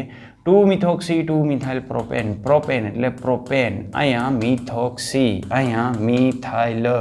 તો આપણને આપી દીધું છે આમ. રેડી? તો આપણે આનો જે છે એ શું રાખશું? એનો આપણે આલ્કાઇલ હેલાઇડ રાખશું. એટલે આલ્કાઇલ હેલાઇડ અમને ચૂન લિયા. કોણ સા ચુના? CH3Br લઈ લો. હાલો રેડી? અને બાકીનો આપણે આલ્કોહોલ લઈ લેશું ટર્સરી આલ્કોહોલ. તો આ ટર્સરી આલ્કોહોલ. આ ટર્સરી આલ્કોહોલનો પછી કેવો સોડિયમ સાથે પ્રક્રિયા કરીએ એનો સોડિયમ ક્ષાર બને. સોડિયમ ક્ષારની આની સાથે પ્રક્રિયા કરી નાખો આ પ્રોડક્ટ મળી જાય. 1 મિથોક્સી ઇથેન. ક્યાં ભાગેશ ભાઈ? 1 મિથોક્સી ઇથેન. તો 1 મિથોક્સી ઇથેન. આમાં કોઈ પણ લ્યો ચાલે પણ આપણે આપણા સિદ્ધાંત પ્રમાણે જ જાય. નાની શૃંખલા હોય એનો આપણે હેલાઇડ લઈએ અને મોટી શૃંખલા હોય એનો આપણે આલ્કોહોલ લઈએ. આ આલ્કોહોલની સોડિયમ ધાતુ સાથે પ્રક્રિયા કરો. સોડિયમ આલ્કોક્સાઇડ બને એની આની સાથે પ્રક્રિયા કરો. તમારી ફાઇનલ પ્રોડક્ટ તમને મળી જશે. ચાલો એના પછી આપણે આગળ વધીએ. તો 11.25 આપણને આપ્યું છે. એમાં કીધું છે કેટલાક પ્રકારના ઈથર સંયોજનની વિલિયમસન સંશ્લેષણ દ્વારા બનાવટ માટેની મર્યાદા ઉદાહરણ સહિત સમજાવો. સમજાવવી પડશે ભાઈ. વિલિયમસન સંશ્લેષણમાં આપણે લઈ નથી લીધી બરાબર કે એની મિકેનિઝમ સાથે આપણે સમજાવી દીધો કે એની અંદર તમે જે છે એ આલ્કાઇલ હેલાઇડ લ્યો તો આલ્કાઇલ હેલાઇડ તમારે 10 રાખવાનો. જો દ્વિતીયક અથવા તૃતીયક આલ્કાઇલ હેલાઇડ હોય તો એની અંદર SN2 અને SN1 બંને પ્રકારની પ્રક્રિયા થવાની સંભાવના છે અને એમાંય 30 હોય આલ્કાઇલ હેલાઇડ એટલે ત્યાં આપણને આલ્કિન જ નિપજ તરીકે મળે, ઇથર ન મળે. એટલે 30 આલ્કાઇલ હેલાઇડ નહીં વાપરવાનો. અને 20 જે છે તો 20 શક્ય હોય ત્યાં સુધી એનો પણ ઉપયોગ નહીં કરવાનો. શક્ય હોય ત્યાં સુધી 10 વાપરો અને આકસ્મિકતાથી વાપરવો પડે તો વાંધો નથી. રેડી? તો આની મર્યાદા તો આપણે ભણી ગયા છીએ વિલિયમસન સંશ્લેષણની અંદર. ચાલો એના પછી 11.26 પ્રોપેન 1 ઓલમાંથી 1 પ્રોપોક્સી પ્રોપેનનું સંશ્લેષણ કેવી રીતે કરવામાં આવે છે આ પ્રક્રિયાની ક્રિયાવિધિ સમજાવો. અરે ભાઈ અઘરું કરી નાખ્યું તમે. પ્રોપેન 1 ઓલ તો આ propane 1 all, CH3 CH2 CH2OH, આને કહેવાય પ્રોપેન 1 ઓલ. એની આપણે પ્રક્રિયા સૌ પ્રથમ કરીએ સોડિયમ સાથે, એટલે -1/2 H2 થાય અને નિપજ તરીકે આપણને મળે સોડિયમ ક્ષાર. કેનો? આનો સોડિયમ પ્રોપોક્સાઇડ. તો આ મળી ગયો સોડિયમ પ્રોપોક્સાઇડ. સોડિયમ પ્રોપોક્સાઇડની હવે આપણે પ્રક્રિયા કરી નાખીએ, CH3 CH2 CH2X, Br લઈ લો. આની સાથે આપણે પ્રક્રિયા કરી નાખીએ એટલે એને જે જોઈ છે ને એ નિપજ મળી ગઈ. મૂકો માથાકૂટ. રેડી? ક્લિયર? ચાલો, તો આ રીતે મળી જાય પ્રોપેન 1 ઓલમાંથી 1 પ્રોપોક્સી પ્રોપેન. ચલો, ક્રિયાવિધિ સમજાવવાની છે કા? પેજ નંબર 345, પેજ નંબર 345 ઉપર આપણને આની મિકેનિઝમ આપી છે. એની અંદર જે મિકેનિઝમ આપી છે ને ઇથેનોલ આપ્યો છે, 2 કાર્બનવાળો છે, એની જગ્યાએ આપણે 3 કાર્બનવાળો મૂકવાનો છે. રેડી? ઓકે, ચાલો. એની આગળ કિથે ગયા જી આચારે. ચાલો, 11.27 દ્વિતીયક અને તૃતીયક આલ્કોહોલ સંયોજનમાં એસિડ નિર્જલીકરણ દ્વારા ઇથર સંયોજનની બનાવટની પદ્ધતિ યોગ્ય નથી. કારણ આપો. હમણાં આપણે ચર્ચા કરી વિલિયમસન સંશ્લેષણની અંદર કે દ્વિતીયક અને તૃતીયક આલ્કોહોલ સંયોજનમાં એસિડ નિર્જલીકરણ દ્વારા ઇથર સંયોજનની બનાવટ માટેની પદ્ધતિ યોગ્ય નથી. તો જો અહીં આપણે દ્વિતીયક અને તૃતીયક આલ્કોહોલ લઈ અને એનું એસિડિક નિર્જલીકરણ કરી અને ઇથર બનાવવા જઈએ તો એની અંદર આની અવકાશી અવરોધક અસર મોટી હોય અને આ અવકાશી અવરોધક અસર મોટી હોય એટલે એમાંથી H+ દૂર કરી અને એનું નિર્જલીકરણ કરી નાખે અને એમાંથી આલ્કિન મળવાની સંભાવના મેક્સિમમ હોય, યાની આલ્કિન મળી જાય. માટે દ્વિતીયક અને તૃતીયક આલ્કોહોલ સંયોજન છે એ નિર્જલીકરણ દ્વારા આપણે શક્ય હોય ત્યાં સુધી ઇથર નથી મેળવતા. સતત ઇથરીકરણ જે પ્રક્રિયા છે એ પ્રક્રિયાની અંદર જનરલી આપણે પ્રાઇમરી આલ્કોહોલનો ઉપયોગ કરતા હોઈએ છીએ. ચલો, એના પછી 11.28. તો 11.28 ની અંદર આપણને આપ્યું છે હાઇડ્રોજન આયોડાઇડની નીચે દર્શાવેલા સંયોજન સાથેની પ્રક્રિયાના સમીકરણો લખો. તો આના સમીકરણો આપણે લખવાના છે. કેના સમીકરણો લખવાના છે? તો હાઇડ્રોજન આયોડાઇડ સાથેની પ્રક્રિયાના HI સાથેના. ચાલો, સમીકરણો તો આપણે લખશું. તો પેલું આપણને આપ્યું છે 1 પ્રોપોક્સી પ્રોપેન. તો 1 પ્રોપોક્સી પ્રોપેન એટલે આ રીતનું થાય. આ થઈ ગયું 1 પ્રોપોક્સી પ્રોપેન. અને HI સાથે આપણે પ્રક્રિયા કરીએ એટલે એક બાજુ H આવે ને એક બાજુ I આવે. આપણે એવું સમજશું કે 1 મોલ HI સાથે પ્રક્રિયા કરવાની છે એટલે આ બાજુથી શું મળશે? Propane 1 all. અને આ બાજુથી શું મળશે? 1 આયોડો પ્રોપેન. મિથોક્સીબેન્ઝીન. મિથોક્સીબેન્ઝીનની આપણે વાત કરીએ તો આ થઈ ગયું મિથોક્સીબેન્ઝીન. એમાં આ બંધ તૂટે એટલે આના ઉપર નેગેટિવ ચાર્જ આવે, આના ઉપર પોઝિટિવ ચાર્જ આવે. અહીંયા નેગેટિવ ચાર્જ આવ્યો એટલે એના સાથે H જોડાઈને પોઝિટિવ ચાર્જ આવ્યો એટલે એની સાથે I જોડાય એટલે મિથાઇલ આયોડાઇડ મળશે અને ફિનોલ મળશે. બેન્ઝાઇલ, ઇથાઇલ, બેન્ઝાઇલ કીધું છો, બેન્ઝાઇલ. બેન્ઝાઇલ એટલે બેન્ઝીન ઉપર CH2 પછી O અને પછી ઇથર. આ રીતે તો આ પ્રક્રિયા કરીએ એટલે આ બંધ તૂટશે, આના ઉપર પોઝિટિવ ચાર્જ આવશે, આના ઉપર નેગેટિવ ચાર્જ આવશે. એટલે અહીં આપણને નિપજ તરીકે શું મળશે? તો અહીં નિપજ તરીકે મળશે બેન્ઝાઇલ આયોડાઇડ અને સામે આપણને મળશે ઇથેનોલ. ચાલો, આવું કેમ થાય છે? કારણ આપી શકવાનું. તો આનું કારણ બહુ સિમ્પલ છે. બેન્ઝાઇલ ઉપર જ્યારે પોઝિટિવ ચાર્જ આપણે મૂકીએ ત્યારે 3 કાર્બોકેટાઇન કરતાં પણ વધારે સ્થાયી હોય એટલે બેન્ઝાઇલ અને આ ઓક્સિજન વચ્ચેનો જે બંધ છે એ બંધ તૂટશે અને આપણને આ પ્રોડક્ટ આપશે. ચલો, એની આગળ આપણે વધીએ તો એની આગળ આપણને આપ્યું છે 11.29, જેમાં આપણને આપ્યું છે એરાઇલ આલ્કાઇલ ઇથર સંયોજનની નીચેના સત્યોને સમજાવો. આલ્કોહોલ સમૂહ બેન્ઝીન વલયને ઇલેક્ટ્રો અનુરાગી વિસ્થાપન પ્રક્રિયા પ્રત્યે સક્રિય બનાવે. આની વાત તો આપણે કરી ગયા ને કે આલ્કોહોલ સમૂહ છે યાની આલ્કોક્સાઇડ સમૂહ છે એ બેન્ઝીન વલય સાથે જો જોડાયેલો હોય તો ઇલેક્ટ્રો અનુરાગી વિસ્થાપન પ્રક્રિયાને એ સક્રિય બનાવે. શા માટે? ઓર્થોપેરા નિર્દેશક અસર દર્શાવતો હોય, એના ઉપર નોન બોન્ડિંગ ઇલેક્ટ્રોન પેર હોય, એ સીધા અંદર દાખલ કરે એટલે મેસોમેરિક ઇફેક્ટ, રેઝોનિંગ જે સ્ટ્રક્ચર આપણને જોવા મળે એને લઈને એ સક્રિય બનાવતો હોય છે. તે બેન્ઝીન વલયમાં નવલ દાખલ થતા સમૂહ અને વિસ્થાપક સમૂહનું ઓર્થો અને પેરા સ્થાનમાં નિર્દેશન કરે છે. ઓર્થો અને પેરા સ્થાનમાં શા માટે? કારણ કે રેઝોનિંગ સ્ટ્રક્ચરની અંદર આપણે જોઈએ એટલે એના તમારે રેઝોનિંગ બંધારણ દોરવા પડે. એ દોરી અને આપણે કહી શકીએ કે ઇલેક્ટ્રોન અંદર દાખલ કરે એટલે ઓર્થો અને પેરા સાઇટ ઉપર ઇલેક્ટ્રો ડેન્સિટી વધારે જોવા મળે. ન્યા ઇલેક્ટ્રો ડેન્સિટી વધારે જોવા મળે છે, ઇલેક્ટ્રોનનું ઘનત્વ વધારે જોવા મળે. એટલા માટે ન્યા ઓર્થો અને પેરા સ્થાનમાં નવું એ વિસ્થાપન કરશે. ચાલો, 11.30 ની અંદર આપણને આપ્યું છે મિથોક્સીમિથેનની HI સાથેની પ્રક્રિયાની ક્રિયાવિધિ આપો. આપવી પડશે મિથોક્સીમિથેનની HI સાથેની પ્રક્રિયા. પેજ નંબર 348 ઉપર આપણને આપેલી છે, 348 ઉપર. ચાલો, એના પછી તો એના પછી આપણને આપ્યું 11.31 નીચે દર્શાવેલી પ્રક્રિયાઓના સમીકરણો લખો. ફ્રીડલ-ક્રાફ્ટ પ્રક્રિયા એનિસોલનું આલ્કાઇલેશન. તો એનિસોલનું આલ્કાઇલેશન લખવાનું છે. આપણે એનિસોલનું આલ્કાઇલેશન ભણી ગયા. ક્યાં ભણ્યા? ઇથરના જે રાસાયણિક ગુણધર્મો છે એની અંદર. એનિસોલનું નાઇટ્રેશન આ પણ આપણે એની અંદર લઈ લીધેલો ટોપિક છે. એના પછી ઇથેનોઇક એસિડ એસિડિક માધ્યમની અંદર એનિસોલનું બ્રોમિનેશન, યાની ઇથેનોઇક એસિડની અંદર આ ઇથેનોઇક એસિડની અંદર Br2 આપણે ઓગાળી દેવાનું, એનિસોલનું બ્રોમિનેશન કરવાનું. એમાં એનિસોલનું આપણે બ્રોમિનેશન કરીએ એટલે આપણને નિપજ તરીકે શું મળશે? ઓર્થો અને પેરાબ્રોમો એનિસોલનું મિશ્રણ આપણને મળશે. એનિસોલની ફ્રીડલ-ક્રાફ્ટ એસાઇલેશન પ્રક્રિયા એ પણ આપણે ભણી ગયા. CH3COCl સાથે પ્રક્રિયા કરીએ એટલે ઓર્થોમિથોક્સી એસિટોફિનોન અને પેરામિથોક્સી એસિટોફિનોનનું આપણને મિશ્રણ મળશે. ચાલો એના પછી 11.32 યોગ્ય આલ્કિન સંયોજનમાંથી તમે નીચે દર્શાવેલા આલ્કોહોલ સંયોજનનું સંશ્લેષણ કેવી રીતે કરી શકો તે જણાવો. ચાલો એ જણાવવાનું છે. આનું સંશ્લેષણ આપણે કરવું હોય તો આનું સંશ્લેષણ કરવા માટે આપણી પાસે આવો ઓપ્શન હોઈ શકે. આની અંદરથી આપણે આનું સંશ્લેષણ કરી શકીએ. અહીં છે CH3 અને અહીં છે OH. રેડી? આલ્કિનમાંથી એટલે OH આપણે કાઢી નાખશું. તો આ OH કાઢી નાખીએ, ડબલ બોન્ડ આપણે અહીંયા મૂકી દઈએ અને બીજો ડબલ બોન્ડ આપણે અહીંયા મૂકી દઈએ. તો આવા બે સંયોજન આપણને જોવા મળશે કે જેની પ્રક્રિયા કરવાથી આપણે આ મેળવીશું. જો આની આપણે પ્રક્રિયા કરીએ તો અહીં કાર્બોકેટાઇન આવશે. E30 કાર્બોકેટાઇન થાય, એ વધારે સ્થાયી થાય એટલે માર્કોનિકોફના નિયમ પ્રમાણે આપણને આ પ્રોડક્ટ મળે. અને આવું જો સંયોજન લીધું હોય તો પણ અહીં 30 કાર્બોકેટાઇન થાય તો પણ OH આ જ જગ્યાએ જોડાશે. એટલે આ અથવા આ બેમાંથી કોઈ પણ એક લઈ અને આપણે એનું એસિડિક જલ વિભાજન કરશું એટલે નિપજ તરીકે આપણને આ આલ્કોહોલ મળશે. આમાં આપણે OH કાઢી નાખશું, ડબલ બોન્ડ મૂકી દઈશું. તો આ બાજુ હું ડબલ બોન્ડ મૂકી દઉં, 1 2 3 4 1 2 3 4 એટલે કોઈ પણ બાજુ મૂકો, નો પ્રોબ્લેમ. તો અહીંયા ડબલ બોન્ડ આપણે રાખી દઈએ. યાની આ પ્રકારનું જે બંધારણ આપણને મળે છે, અહીંયા ડબલ બોન્ડ, આ મિથાઇલ, તો એમાં અહીંયા જ પોઝિટિવ ચાર્જ આવશે 30 એટલે ત્યાં OH જોડાઈ જશે.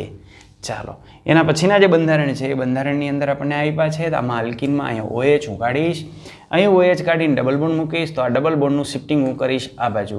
આના માટે હું આને પસંદ કરીશ. શા માટે આને પસંદ કરશું? તો જો આને પસંદ કરીએ ને તો માર્કોનિકોફના નિયમ પ્રમાણે આ આપણને પ્રોડક્ટ મળે. પણ જો અહીંયા હું ડબલ બોન્ડ બનાવું તો શું થાય? તો જો ત્યાં આપણે ડબલ બોન્ડ બનાવીએ ને તો બે પ્રોડક્ટ મળે. એક આ પ્રોડક્ટ મળે અને બીજું અહીંયા OH જોડાય એવી પ્રોડક્ટ મળે. રેડી? આપણે તો આ જ પ્રોડક્ટ જોઈ છે એટલે આપણે આને પસંદ કરશું. રેડી? ચાલો એના પછી આ પ્રોડક્ટ જોઈ છે એટલે OH. ક્લિયર? ચાલો તો આ ડબલ બોન્ડનું નિર્માણ હું કરી નાખું અહીં. એટલે આ પ્રકારની જો આપણી અહીં ડબલ બોન્ડ આ પ્રકારનું સંયોજન હશે તો અહીં 30 કાર્બોકેટાઇન આવશે એટલે ત્યાં OH જોડાશે. રેડી? માર્કોનિકોફ નિયમનું પાલન કરશે. એટલે આ રીતે આપણને આની અંદર નિપજ મળશે. ચાલો એની આગળ આપણે વધીએ. તો એની આગળ એના પછી આપણને આપી દીધો છે 11.33. તો 11.33ની આપણે વાત કરીએ. એમાં આપ્યું છે કે જ્યારે 3-મિથાઇલ-2-ઓલની HBr સાથે પ્રક્રિયા કરવામાં આવે ત્યારે નીચે દર્શાવ્યા પ્રમાણે પ્રક્રિયા થઈ છે. આ રીતની પ્રક્રિયા થઈ છે એની સાથે. બરાબર? આ પ્રક્રિયા માટેની ક્રિયાવિધિ લખો. આપણે આપણી રીતે લડી લઈ. ચલો ભાઈ ચલો. જો પહેલાં તો આપણને આ સંયોજન આપ્યું છે. એ સંયોજન હું લખી નાખું. CH3CH, અહીં આવશે CH3CH, અહીં છે OH અને અહીં છે CH3. આ સંયોજન આપ્યું છે. એની આપણે પ્રક્રિયા કરવાની છે HBr સાથે. HBr સાથે પ્રક્રિયા કરીએ એટલે પહેલા તબક્કામાં H+ સાથે પ્રક્રિયા થાય. હવે H+ ક્યાં પ્રક્રિયા કરે? તો H+ પ્રક્રિયા કરે આ જે ઓક્સિજન હોય ને ઓક્સિજન સાથે. એટલે ઓક્સિજનના જે નોન બોન્ડિંગ ઇલેક્ટ્રોન પેર છે ને ભાઈ, એ ઓક્સિજનના નોન બોન્ડિંગ ઇલેક્ટ્રોન પેર આ H+ ને પોતાની તરફ બોલાવે. રેડી? એ પોતાની તરફ બોલાવે એટલે શું મળશે? તો એ પોતાની તરફ બોલાવશે એટલે એની અંદરથી નિપજ તરીકે આપણને મળશે આ રીતે. તો અહીં આપણને નિપજ તરીકે મળશે, અહીં આપણને નિપજ તરીકે મળશે આમ CH3CH, આ થઈ ગયું CH3, આ થઈ ગયું CH, આ થઈ ગયું OH2 અને આના ઉપર પોઝિટિવ ચાર્જ અને એ સાથે છે CH3. આ પહેલો તબક્કો. રેડી? હવે બીજા તબક્કામાં શું થાય? તો બીજા તબક્કામાં આ જે બંધમાંના ઇલેક્ટ્રોન છે એ બંધમાંના ઇલેક્ટ્રોન આ ઓક્સિજન પોતાની તરફ લઈ જશે અને આના ઉપર પોઝિટિવ ચાર્જ મૂકશે. અને એના ઉપર પોઝિટિવ ચાર્જ મૂકે એટલે બીજા તબક્કામાં આપણને મળશે CH3CH, CH3, અહીં આવશે CH, એના ઉપર પોઝિટિવ ચાર્જ અને CH3. અહીં 20 કાર્બોકેટાઇન ઉત્પન્ન થશે.